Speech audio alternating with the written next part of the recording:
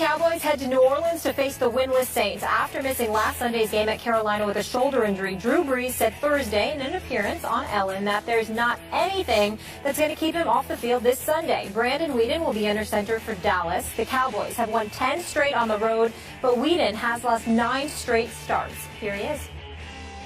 You guys are beating the dead horse, talking about, throwing the ball underneath, but, that was our plan all along, You look back, was there a couple of times I could have thrown the ball maybe out to outside receivers, given the plays that were called?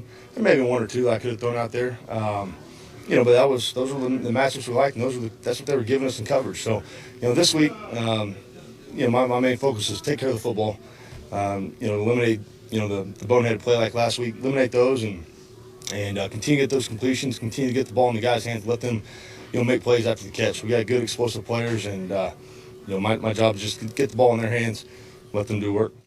All right, Skip. What do you expect from Weeden in the Big Easy?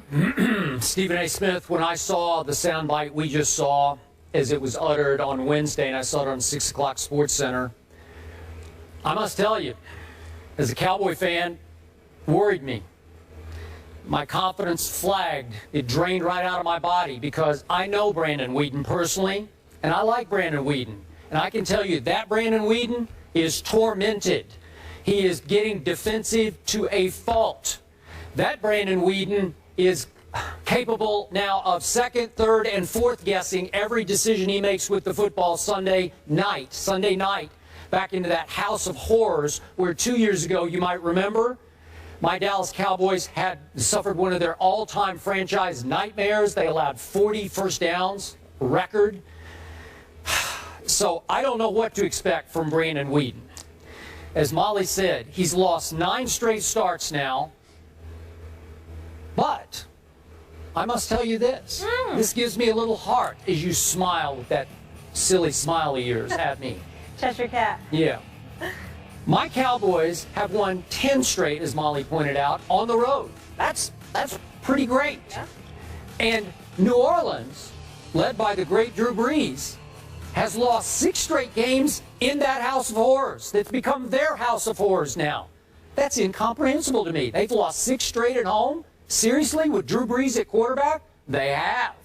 And then I look at what Brandon Weeden has done so far this year. He's 29 of 33 for 305 yards. That is 88% of his passes he has completed. So surely he's got a little bit of confidence left in there, even though he's second-guessing himself about, should I throw it to the wide receiver or should I just check down to the tight ends or the backs? Stephen A. Smith, I have ridden this horse this far. I went on record and said, even with Brandon Weeden, even though sometimes he makes me wish that artsy-craftsy Tony Romo was at quarterback. I'd take artsy-craftsy over Brandon Weeden sometimes, I must admit, because that second half the other day was an absolute nightmare for me that I still can't quite wrap my mind around. You scored 28 in the first half, you get outscored in the second half 22-0 at Jerry World. Thank you very much. So, I can't tell you how this is going to happen. I can't even, bless you, this is nothing to sneeze at. I can't even tell you. You are smooth. Yeah. I can't even tell you why this is going to happen, but I still believe in this Cowboys team on the road. So I don't know how they're going to do it. I hope Drew Brees does play with a sore right throwing shoulder. I hope he does, because Luke McCown was really good the other day. He threw for 310 at Carolina. Maybe we would have a better chance against Drew Brees. I don't know. But I'm going to hang in with my Cowboys one more time until reinforcements arrive. Greg Hardy, as you know, Rolando McClain on the way after this game. 4 games will be over. I'll go Brandon Weeden 31, Drew Brees 30. That's what I'm going to say. I'm hanging in with my Dallas Cowboys. Skip Bayless, I mean this affectionately. It's primarily as it comes specifically to the Cowboys. You're pathetic. You sit up here and make this argument like, oh my goodness, I'm so worried, but I'm hanging in there with my Cowboys. I am. Stephen A., I still believe in them. They're playing the Saints. I mean, all of this against Seattle or Green Bay or somebody, but they're playing the Saints. Okay, the way Rob Ryan's defense looks right now, you can get an arena football team to go against the Saints right now, and they'd give them a run for their money. Now, I know that Luke McCown looked incredibly impressive in Drew Brees' absence last week. 31 of 38, 310 yards, just one interception. I thought he played very, very well. But there's no Stills, there's no Jimmy Graham anymore, there's no Darren Sproles anymore. This team has changed. They're ranked 23rd against the pass. They're ranked like 26th against the rush. This team is a shell of what it once was a couple of years ago. And now the only interesting thing about this team is how long are they going to commit to keeping Drew Brees instead of taking him out of his misery and sending him someplace with a team that can actually play on a high level. There is nothing, absolutely positively nothing, that should be compelling about this game. The Dallas Cowboys should handle their business, even without Romo, even without Desmond, even without Hardy and Randy Gregory and all of these guys. It's the Saints. Wow. You know how I feel about the Saints. I told you before the season I didn't think they were worth much. I stand by it. It's Drew Brees, and then it's everybody else. And in fairness to them, it's not like I'm saying, oh, my goodness, they just don't know what they're doing. No. They're in transition. Sean Payton is a Super Bowl champion coach. He's already proven what he could do. We understand all of that. But what you have to understand, only 26 players remain for the 53-man roster they had last year. They just traded some dude to the New England Patriots, all right? We know Jimmy Graham is in Seattle. We understand that they're in flux right now. It's a complete makeover. They're drafting defensive linemen and cornerbacks and stuff like that. They are just they are transitioning. They're not what they used to be. The New Orleans Saints will be lucky to win 5 games this year. It's just that simple. The only reason we don't say it too often is out of respect and deference to the great Drew Brees. It's the only reason.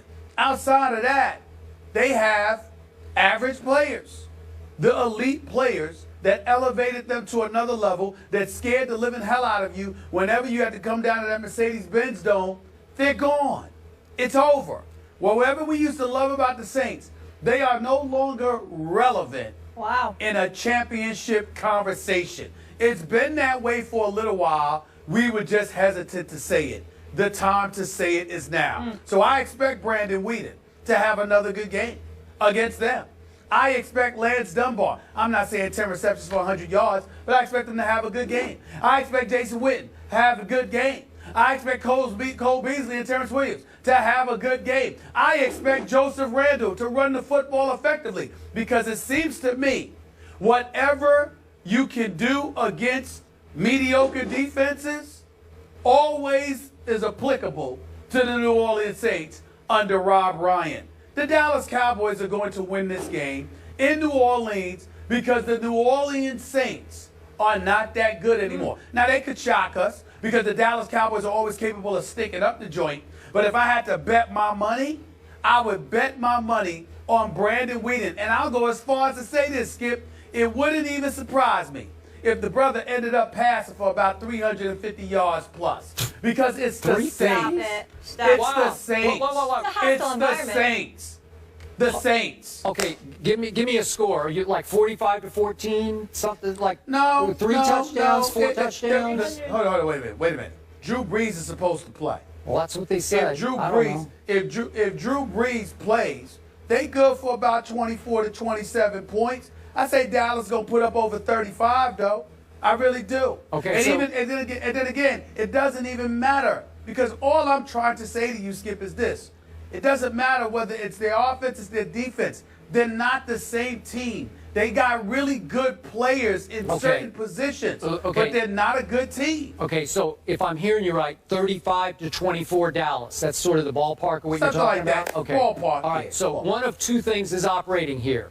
Either you are trying to turn the tables on me and jinx this Cowboy game for me, because you know how much it means to me to put one more in the bank before the schedule really turns tough, because New England's 2 weeks from now. Or Well, that ain't even worth talking about because y'all gonna lose that game. You heard it here first. Wow. But Breaking the other thing that might be happening here is you've been on kind of a negative roll with your picks this year, and so you're scaring me because you know, you might just be swinging and missing, like just a big old swing and a miss. It might be. And listen, man, I deserve that. I deserve that. But I would remind you that the games that I've lost this year were similar to what happened last night with Pittsburgh and Baltimore. Games that should have come down in my favor, then all of a sudden stuff goes wrong. I picked the Giants to win the Falcons. They give away that game. I picked the Giants to beat the Cowboys. They got a 10-point fourth quarter lead. They give away that game. Those kind of things have happened to me. It's not like I've been off the cliff here. All right. My picks were coming down, and it's like they just blew it. I don't know. Well, it's like something Like an jinxed. accident waiting to happen. I will figuratively jump off the cliff if you have picked my Cowboys and they lose this game. Because, listen, Luke McCown threw a beautiful ball into the end zone to win the game at Carolina, whom you were raving about this week. And Josh Norman made a magnificent interception to save the day. And my Cowboys defense in the second half gave up 259 yards to Atlanta. Really? I hope you're right, but I think you're just trying to jinx me. Well, listen, I ain't get all my picks right. I got plenty of them right. I ain't get all of them wrong. It's just that it's a couple of key ones you got me on right now. No. You got Like me by 6 or 8? You've got me by about 4 games. You've got me by about 4 games this far. I think I want to go back and put a pencil to that. You go ahead and do that. You got me by about 4 games. All right. Skip, this will You make got you me by feel about 4 good. games right now. I'm going Saints, 24-21. If Drew Brees plays at home after injury.